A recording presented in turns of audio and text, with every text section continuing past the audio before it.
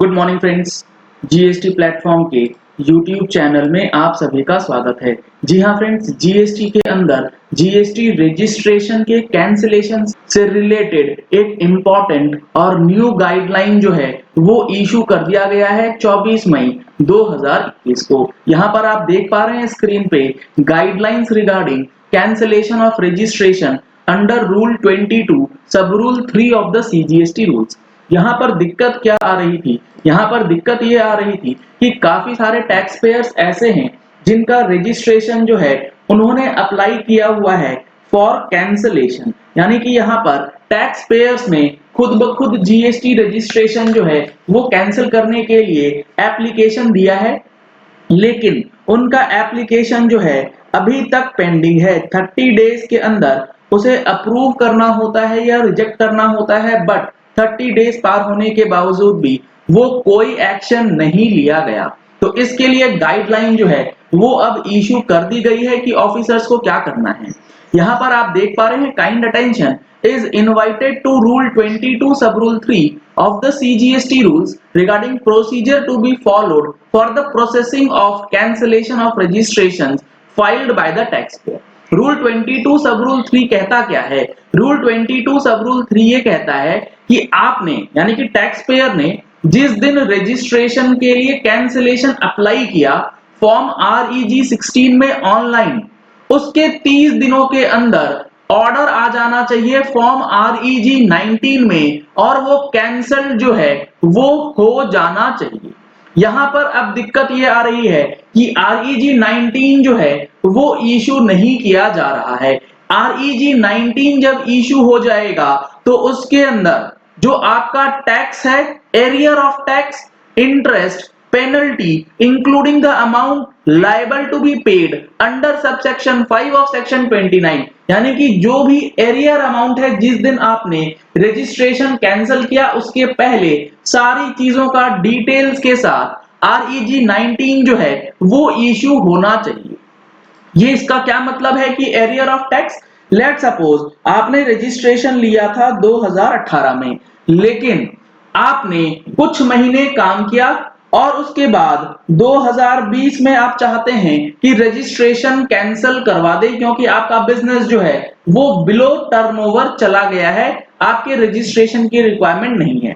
तो जितने पीरियड के लिए आपने नंबर चालू रखा है उस पीरियड का जो भी टैक्स होगा, जो भी रिटर्न फाइलिंग की लेट फीस वगैरह होगी, सारी चीजें आपको पेमेंट करनी होगी, तभी आपका रजिस्ट्रेशन जो है वो कैंसिल होगा। लेकिन आगे इसमें बताया गया it is evident from aforesaid rule that the proper officer is required to issue order in REG 19 in respect of the application for cancellation filed by the taxpayer within a period of 30 days from the date of application submitted by the taxpayer and direct him to pay the arrear of tax, interest, penalty whatever।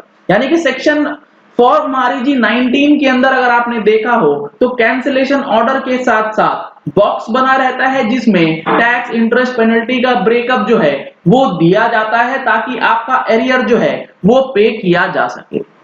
In order to provide clarification on various issues relation to the processing of applications for cancellation of registration, इसके लिए circular भी issue किया गया था 2018 में और उस circular का एक पैराग्राफ था, पैराग्राफ 5, जो काफी इंपॉर्टेंट है और वो समझना जरूरी है। पैराग्राफ 5 कहता है उस सर्कुलर का, since the cancellation of registration has no effect, ये सबसे इंपॉर्टेंट चीज है, इसको समझना जरूरी है, has no effect on the liability of the taxpayer for any acts of commission or omission committed before or after the date of cancellation। यानी कि आपका जो रजिस्ट्रेशन कैंसिल हुआ है उस रजिस्ट्रेशन के कैंसिलेशन के बाद भी आपकी कोई भी लाइबिलिटी, चाहे वो कैंसिलेशन के पहले की हो या फिर वो कैंसिलेशन के बाद की हो, उसमें कोई फर्क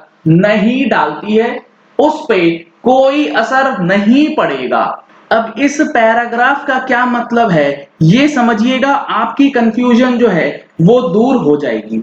जीएसटी ऑफिसर इसीलिए आपका रजिस्ट्रेशन कैंसिल अप्रूव नहीं करता है क्योंकि वो ये सोच करके बैठे हैं कि आपका जो रजिस्ट्रेशन कैंसिल हो जाएगा उसके बाद आपकी जो लायबिलिटी बनती है वो आप पे ऑफ नहीं करेंगे। इसका क्या मतलब, लेट सपोज आपने अपना रजिस्ट्रेशन 2021 को 1 अक्टूबर 2021 को अप्लाई कर दिया।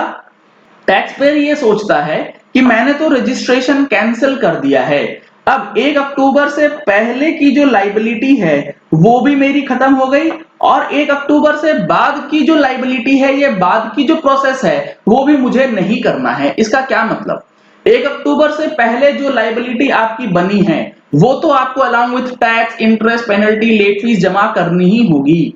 लेकिन 1 अक्टूबर 21 के बाद भी आपका रजिस्ट्रेशन कैंसिल होने के बाद भी आपको कई ऐसे कंप्लायंसेस हैं जो कि करने होते हैं। जैसे ही आपका रजिस्ट्रेशन कैंसिल हो जाए आपको जीएसटीआर 10 के अंदर फाइनल रिटर्न भरना है।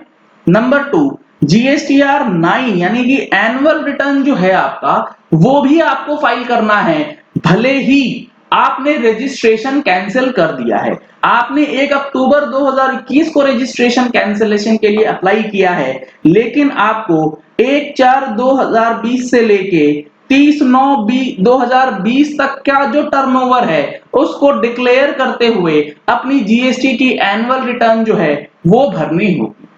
इसी तरीके से काफी सारे कंप्लायंसेस हैं जो कि रजिस्ट्रेशन कैंसिलेशन के बाद भी करना जरूरी है। उसे किए बिना आप ये नहीं कह सकते कि मेरा रजिस्ट्रेशन जो है कैंसिल हो चुका है।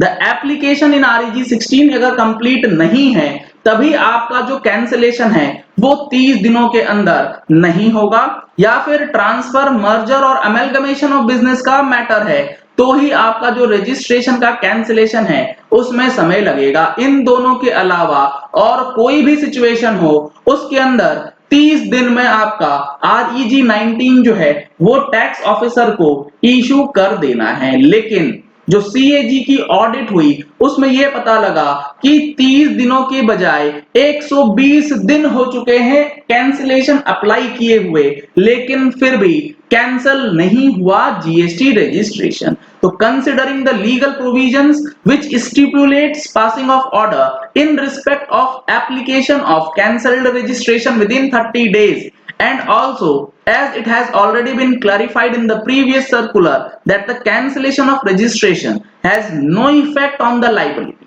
कैंसल होने से आपकी लाइबिलिटी पे कोई फर्क नहीं पड़ेगा, चाहे आपकी लाइबिलिटी कैंसिलेशन के पहले की हो या कैंसिलेशन के बाद की हो। It is requested that all officers under jurisdiction may be suitably instructed to follow the due process as envisaged in the law in time bound manner and issue the requisite order for all the pending applications within 30 days। तो काफी important ये guideline जो है वो अब issue कर दिया गया है। अगर आपने रजिस्ट्रेशन को कैंसिल करने के लिए एप्लीकेशन दिया है तो वो अब जल्द से जल्द कैंसिल हो जाएगा।